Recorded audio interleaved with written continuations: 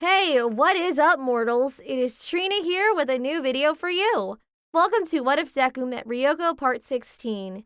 I just wanted to greet you guys by just saying, sit back and relax, you're in for a treat. So, we begin.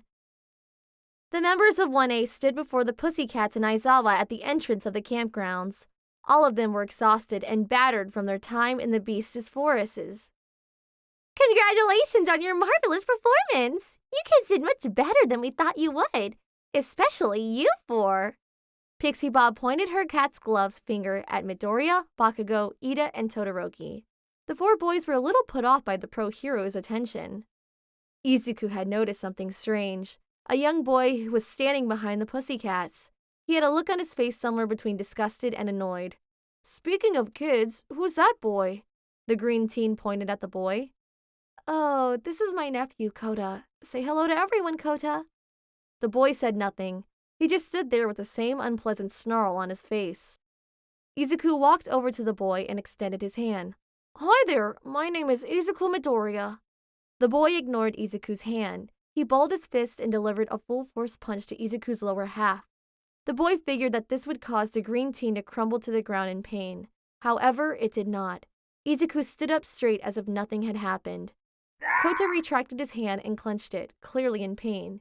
He wondered to himself, what is this guy made of? It is like hitting a brick wall. Ryoko giggled at this sight. Looks like that kid learned the hard way how tough Izuku is.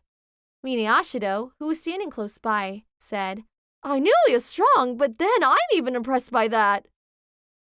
A short while later, the 1A members were enjoying a large meal provided by the Pussycats. However, the heroes told the students that they would not be supplying them dinner after tonight. Aizawa watched his class from the side of the room. He thought they were acting a little too carefree, but he decided to say nothing. They deserve to take it easy tonight. Tomorrow they will be in for the hardest training of their lives. The thought made the scruffy man smile. Bright and early the next morning, Aizawa roused his class from a deep sleep. Many of the students were half asleep with bedheads, their hair sticking up at odd angles. Today is when the training camp starts in earnest. The goal of this training is for you all to receive provisional hero licenses. These will let you use your powers in an emergency. The whole class perked up at the idea of the training getting them closer to their goal of being heroes. Aizawa tossed a softball at Bakugo. Look alive, Bakugo. Give that a toss. As you recall, your record from the quirk assessment test was 705.2 meters. Let's see if you can beat that. The whole class knew what their teacher was doing. Mina was the first one to speak up. Oh, I get it. We are checking our progress. Bakugo drew his arm back and sent the softball flying into the air with a massive explosion. He topped off this flashy display by shouting at the top of his lungs, Go to hell! Many of his classmates thought this was over the top. A few minutes after the ball disappeared into the distant mountains, Aizawa turned his phone around to show the score. That was 709.2 meters. The whole of 1A were shocked by this result. You 20 have had one semester at UA. Because of your various experiences, you have all improved. However, those improvements have been limited to power usage and execution, with a slight increase in stamina thrown in as well. However, at a basic level, your powers have not changed that much. This will be the goal of this training camp. Aizawa's face broke out in the creepiest smile ever. This will be so hard it will feel like you're dying. Prepare for intensive training. Aizawa then thought to himself, it was a good thing I had Bakugo perform the softball throw and not Shield or Midoriya. These two have improved far more than I expected. Their new results on the ball throw would have been much more dynamic than their classmates. It would have sent the wrong message. The dark-haired teacher called out, Shield, Midoriya. The two students walked over to their teacher. Both were wondering what the tall man wanted. I wanted to make sure you two are okay. Still confused, Izuku responded, Yes, sir. Why do you ask? You two have been through a lot lately. First, the Hosu incident, and now your encounter with Shigaraki. That is a lot for kids your age to deal with. Melissa and Izuku were touched. Their normal stoic teacher was concerned about their well-being. It has been challenging, sir, but we didn't come to UA for an easy life. We came to learn to fight evil. Midoriya is right. Recent events have shown that heroes are needed now more than ever. Aizawa's face remained as impassive as ever, but inside, he showed pride. Aizawa was proud to have these two as his students. That is good to hear.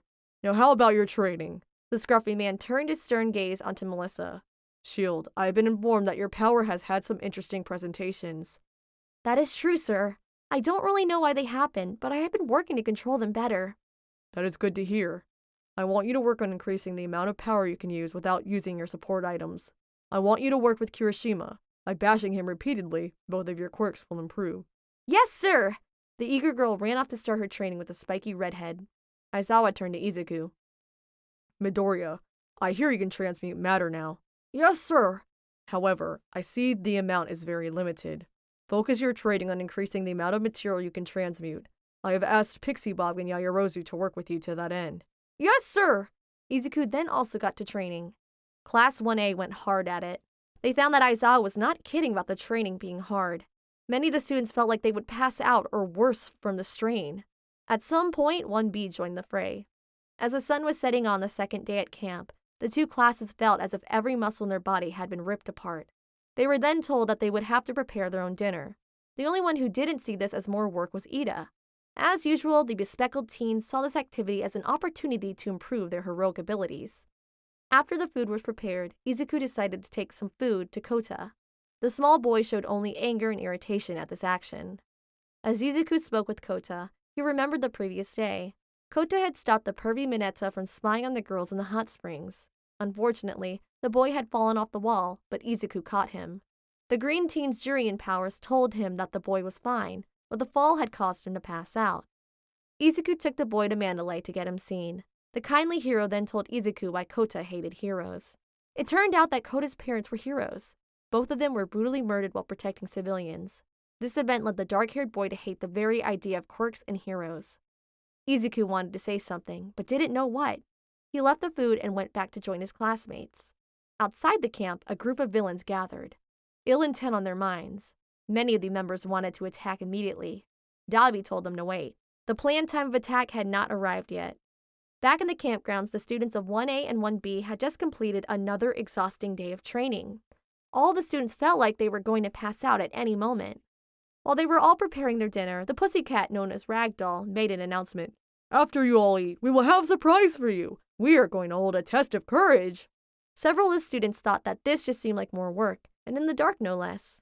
After dinner, the students were paired off and told how the challenge would work. While one class dispersed throughout the forest, acting as scarers, the other would walk through the woods in pairs and try not to get scared. A straightforward challenge, but Jiro did not like the idea of wandering around in the dark. While Tokoyami just kept saying, "Revelry in the dark," over and over, it was starting to freak out some of his classmates. The Ramido group was excited to take part in the test of courage, but Aizawa was about to dash that hope. Not so fast. The remedial group will be having extra lessons with me this evening. Ashido's eyes went wide in shock. Her voice was just as surprised. You have got to be kidding me! Afraid not. Your training today did not impress me, so I will be taking this time too. Aizawa then wrapped the remedial students in his capture scarf and dragged them back toward the main building of the campgrounds. The students whined and complained the whole time, not that it affected Aizawa in the least. It turned out that Izuku and Ryoko got paired together for the game.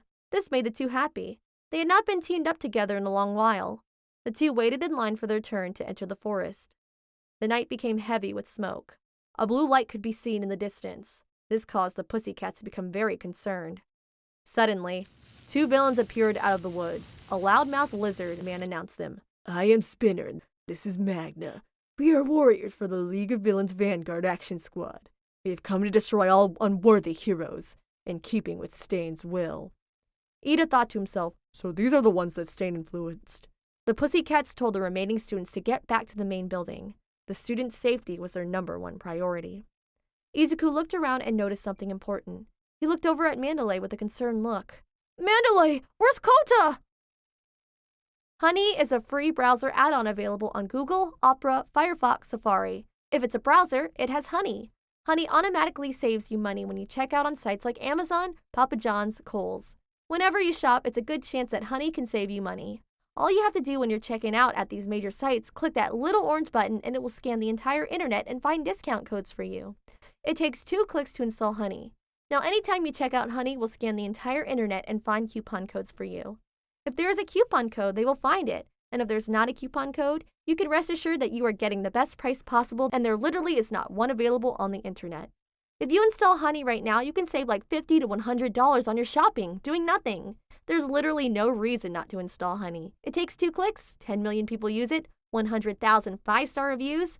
Unless you hate money, you should install Honey. The telepath looked around and realized he was right. Her nephew was nowhere to be seen. I know where he is! I can find him and get him back here safely! There is no way I could do that! Ryoko knew that her friend would not be able to live with himself if anything happened to the boy. I could go with him. There is no time to argue. We have no way of knowing how many villains there are. The boy could be in terrible danger. Okay, I am probably going to get in trouble for this, but if we have no choice, go get Kota and get back here quickly. Izuku and Ryoko nodded. The two then ran into the woods, not knowing the chaos they were about to enter into. As Izuku and Ryoko ran through the woods, they noticed that the situation was worse than they thought. To their left, the forest was engulfed in blue flames.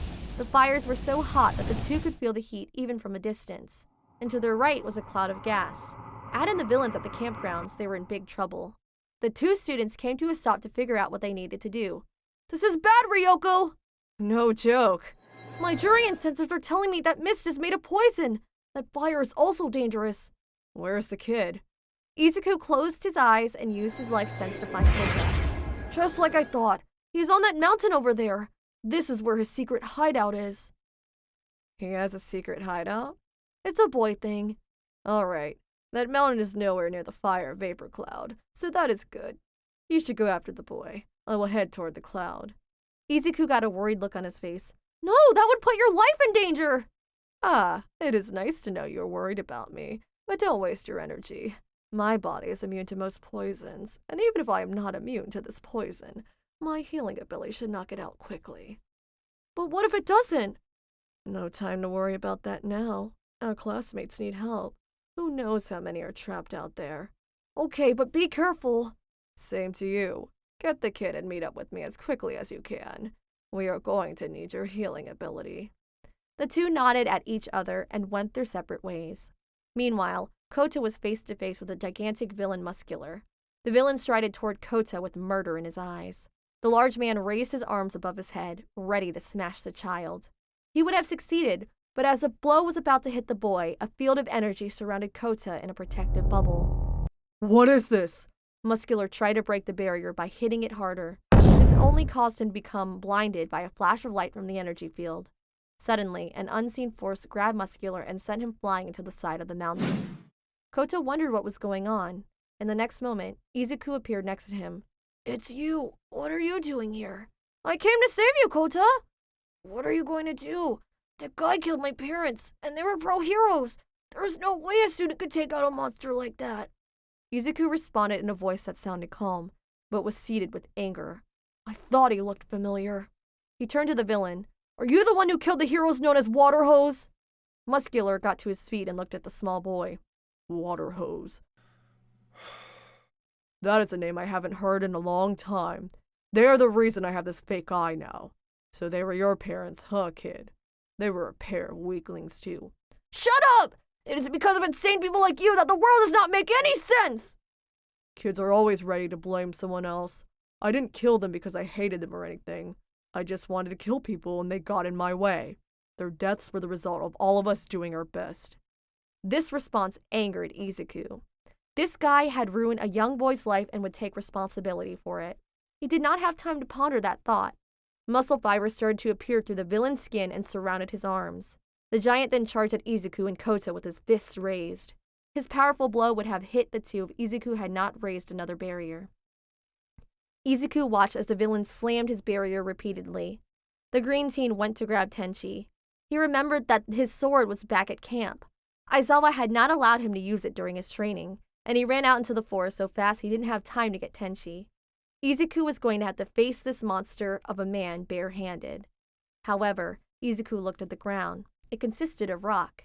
His senses told him that it was granite, a hard substance but was prone to cracking. Not what he wanted to use going against a powerhouse like Muscular. Izuku suddenly had a very crazy idea. He summoned his light hawk power and focused it into the rocks beneath his feet, and focused his mind on the object he wanted to create. The light made an outline in the rock, and then lifted the outline matter up before Izuku's face. The rocks then glowed a bright white and resolved into a metal sword. Izuku grabbed the sword out of the air. Kota watched the scene play out before his eyes and could not believe it. The boy thought to himself, This guy just made a sword from rocks. What is that power? Izuku slashed the blade through the air a few times. The metal reflected the moonlight in its shiny gray surface. It was a good blade, made of a special iron alloy that Yaoyorozu had showed him. The shape was that of a double-edged long sword. The handle wrappings were green and blue. Izuku liked how these colors looked together. The blade was a little heavier than Tenchi, but not unbearable. Izuku thought to himself that it had been a good idea to ask Yaoyorozu for help during his training. After all, the girl was a walking encyclopedia on material structures and properties. The green teen looked at his enemy. The monstrous man continued to pound his barrier. The structure was starting to crack under the force. Without looking at the small boy next to him, he spoke in a determined voice. Don't worry, Kota. I am going to save you. Kota had no words. He did understand what was going on. This guy is putting himself in danger to protect him. His aunt Mandalay had told him that people like this existed, but Kota had never believed it. He had always believed that most heroes were just showing off to get attention. Izuku channeled his Jurian power throughout his body. The energy filled his limbs with strength. The teen waited for the right moment to drop his shield. The villain's body was now completely covered in muscle fibers, and his eyes had a murderous glimmer in them. As Muscular brought down his massive arms for another blow, Izuku dropped the shield. This surprised the villain. He wondered what was going on. Izuku used the opening to deliver a powerful slash across the villain's chest. The blow sent the villain back several feet. Muscular only laughed at the strike. It had only left a shallow cut across his chest, about a foot long. It wasn't even bleeding. He then charged in to finish off his green-haired opponent. Most people would have been freaked out, but not Izuku. He had not planned on that blow making a dent in the villain. It had only been a probing strike to get a feeling for the villain's defenses. He was surprised that he left even that mark. He had made the blade sharper than he thought. He would have to be careful. The villain came in to deliver a punch on Izuku. The green teen dodged out of the way and delivered a powerful slash across his opponent's back. Again, a long cut appeared on the villain's body. Muscular acted like it was nothing. Izuku could tell that wasn't true. Izuku could sense that his attack had caused some of the villain's muscle fibers to break. A few of the fibers were cut, but many more had been torn by the attack. This gave Izuku a great plan of attack. The tactful teen used his enhanced speed and dexterity to move out of the way of his enemy's attacks. He could not let one of the blows hit him. If it did, the amount of damage would be severe. Izuku could not waste the energy to repair the damage. His classmates would need it. It was hard. The big man may not have been very bright, but he was fast. As the fight went on, Izuku dodged and slashed at his enemy. This left the villain with cuts all over his body. You are a good fighter, kid, but I can't waste any more time having fun with you. I have to find a kid named Bakugo. He is the one the Shigaraki wants. This news shocked Izuku, but he did not react. So you are targeting the students? That means I can't afford to waste any more time either. Unfortunately for you, Shigaraki said that we could kill you, so that is what I am going to do. Muscular placed a protective patch over his fake eye. He then sent his power into overdrive. Muscle fibers exploded through his skin and wrapped his whole body. The green teen realized that the villain had not been serious. He had just been playing with him. Izuku knew what he had to do. He was fearful of using this move without Tenchi. He did not know if this new sword could hold the strain. Muscular rushed Izuku, planning to crush him with one final blow. The adamant youth focused his light hawk power into his blade. A glowing aqua aura enveloped the sword. Izuku drew back his sword and slashed it at his oncoming opponent. As he did this, he shouted, "Light of destruction!" The glowing blade impacted the villain's fist, and the area around the two was engulfed in a blinding aqua light. Kota shielded his eyes from the punishing light. After a few moments, the light faded. The small boy opened his eyes to a shocking scene. The villain was laying on the ground unconscious, his powerful muscles all cut and ripped apart. Izuku stood tall with his sword in hand resting across his shoulder. Kota only had one thought in his mind. This is my hero. Izuku examined his blade. The weapon was still in one piece. This surprised the powerful youth. He could sense that there were some microfractures in the blade, but that was easily fixed. He figured he might need to improve the atomic structure to better withstand the strain of his power. Before he could get too deep in thought, Izuku remembered why he came. He walked over to check on Kota. Are you alright, Kota? I am fine. That is good news. We need to get you back to camp. Then I need to get my friends out of trouble. But you just took down that monster villain. Isn't that enough? It won't be enough until you and everyone else is safe. There's still much work to do. Izuku waved his hand through the air in front of him. The air condensed into his airboard. He then created a scabbard for a sword across his back and slid his new blade in. Izuku turned to look at Kota. Get on, we have to hurry. Kota nodded in understanding.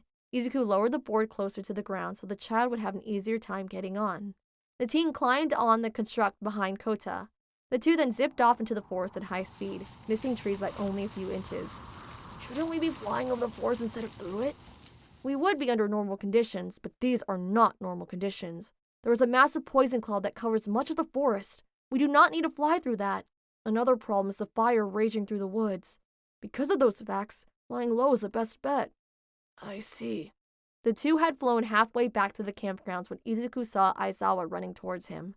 The green team landed as Aizawa came to a halt in front of the two boys. Thank you all for indulging yourselves in all this information thus far. I hope you enjoyed it.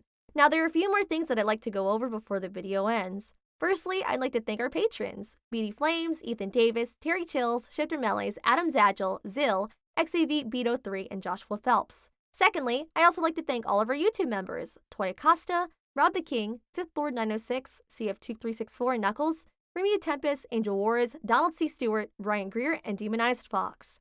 Thirdly, if you're in the mood for some great storytelling, We the Celestials has you covered. Our We the Celestials, My Hero Academia, and Naruto What If channels retell the story of their namesake anime with a twist. Check it out if you're interested. Fourthly, on behalf of We the Celestials, I'd like to thank everyone involved in today's excellent content production. Their details can be found in the description below. Lastly, if you're interested in what we do here at We the Celestials, I'd like to extend an invitation to join the team. The only caveat is that we only accept members from 16 years old to join our crew. You can sign up for whichever category fulfills your interest by joining the recruitment Discord using the link in the description below. We're always looking for members to join us. And if you want more content from me, check out my Twitch, Twitter, and YouTube at Trina Do Heart. Well, that's it from us for today's video. So thank you all for watching and have a great day.